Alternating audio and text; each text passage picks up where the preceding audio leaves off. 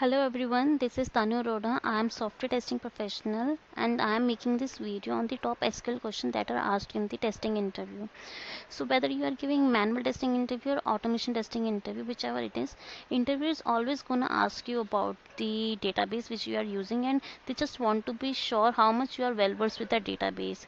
So I have listed out the questions that are asked to me in my interviews. So let's see if they could help you out in your interviews. So let's begin with it. So let's see our first question, and it is, what is the primary key? So trust me guys, if you are giving the automation testing interview, then interview is definitely gonna ask you what is the primary key. This is their favorite question, and trust me, if they have asked you a primary key, then second question would be definitely what is the foreign key. These two things, primary key and foreign key, they always ask in parallel. If they have asked you primary key, then it is like 100% sure the second question will be the what is the foreign key. So I have also made video in the same pattern only. First slide is of the primary key and the coming slide will is the foreign key. So yeah, let's start. Let's see what is the primary key. Primary key constants uniquely identify each record in the table. It must contain unique values and cannot contain null values, and only one primary key is allowed in a table. So we have an example. So yeah, let's understand with the help of the example that what is primary key. Suppose I have a table named as employee having three columns: employee ID, employee name, and employee address. Here I'm saying that employee ID is my primary key. So if it is my primary key, then what are the constraints on this column?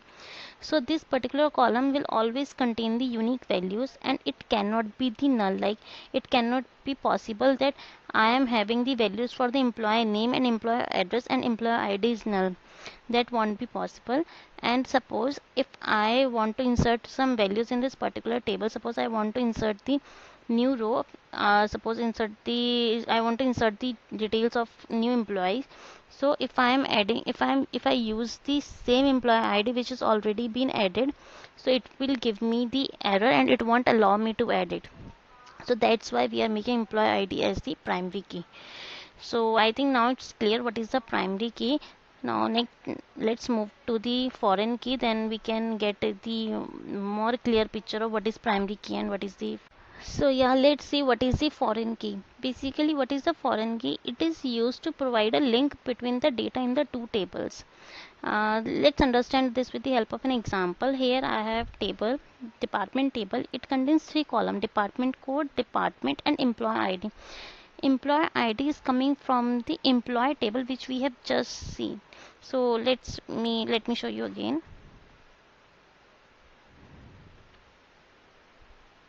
Yeah, this is the table. Here my employee ID is my primary key, but in my table 2 it is the foreign key.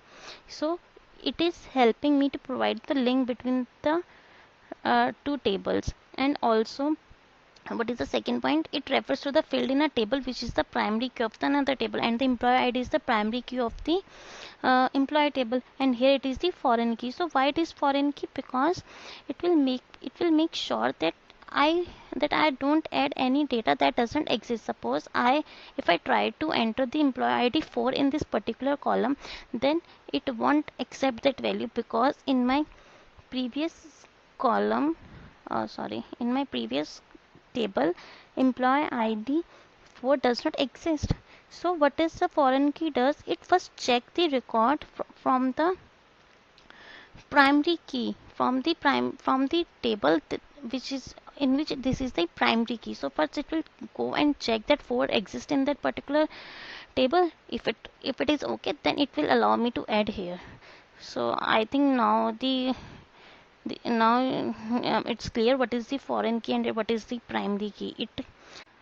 So guys, I think now it is clear what is the primary key and what is the foreign key. And if interviewer asks you what is the primary key and the foreign key, you can always tell them with the help of an example that we have just shared. And also if they ask you the difference between the two, and then you can quote that we can have multiple foreign keys in the table, but we have just one primary key in the table, and the primary key should always contain unique values, uh, and it cannot be null.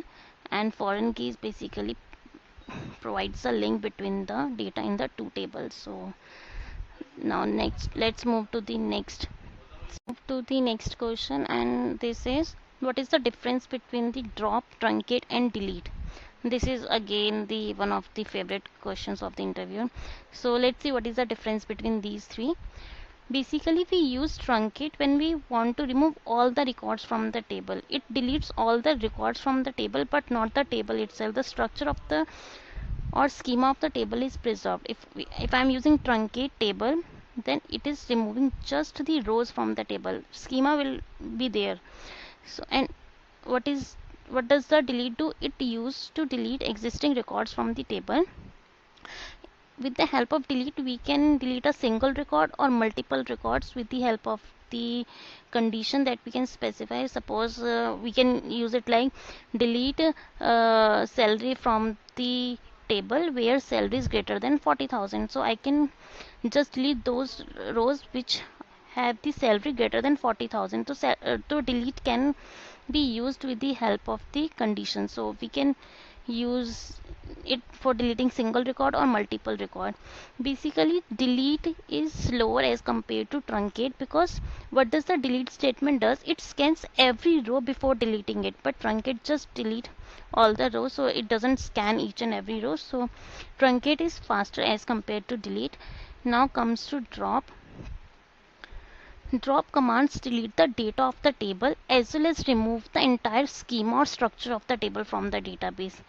So truncate is just deleting the rows of the table, but the schema is preserved. But what does the drop do? It deletes rows as well as the schema of the table.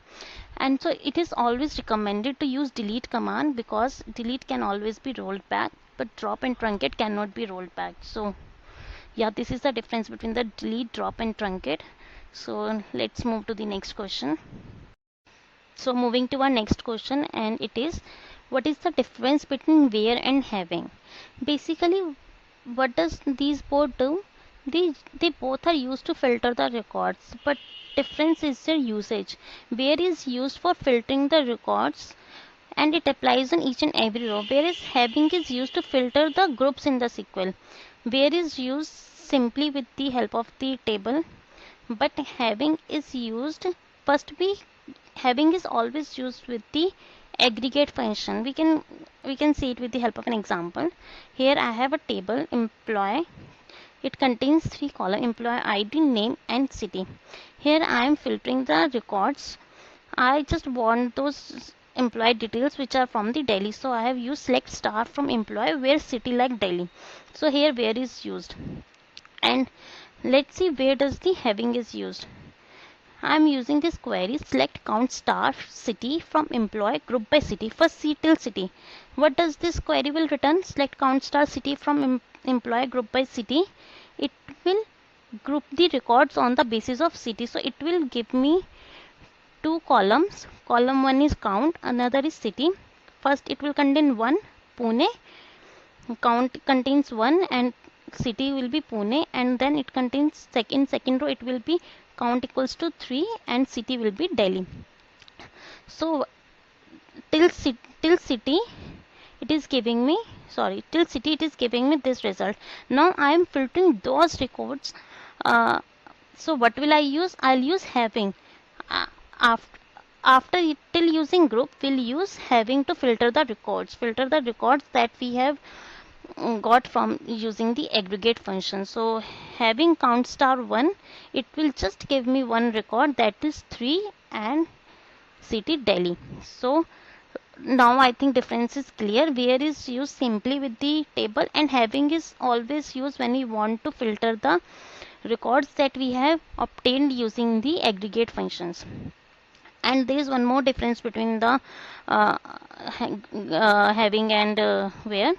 Apart from select queries, you can use the where clause with the update and delete. We have just seen in previous video that we are deleting the rows on the basis of the where clause, but you cannot use having with the update and delete. You can only use having with the select query only. So I think the difference is clear between those two. So let's move to the next question, next or last question. So yeah, this is the last question. And what is this? How to calculate the second highest salary of the employee. So in this question, what does the interview will do? It will give you the table and it contains multiple columns, and one of the column will be the salary, and they'll ask to calculate the second highest salary of the employee. So what will you do? First, see the inner query. This select top two salary from the employee order by salary descender. So what does it return? What does it return? It will return me to highest salary in the descending order. Like suppose my highest salary is 40,000 and second highest is 35,000. So output will be 40,000 and 35,000. As I am using order by salary descending, so it will give me in the descending order. First is 40,000 and second is 35,000. Now output from the inner query, that is select top two salary from employee order by salary descender, will be 40,000, 35,000. Now I want 35,000. So what I'll do is I'll reverse it. So for reversing it, I'll use order by salary ascending. This is the last clause, and sorry, order by salary ascending. So what is with the it will move the output to, like, in first row it will give me 35,000 and in second row it will give me 40,000, because I have arranged them in the ascending order. Now what I'll do, I'll just fetch the first record by using the select top one salary from the, and so my output will be 35,000. In the same pattern, interviewer can ask you to select fifth highest salary from the employee. So what you have to use, you have to just change this inner query. You will use select top 5 salary from employee order by salary descending. So it will give you the top 5 salaries, and then you can arrange them in the ascending order and calculate the first salary. So I think it's clear to you. So if you have any question, you can comment me. I will try my best to reply all those questions. So yeah, that's all about this video. Thanks for watching. Bye.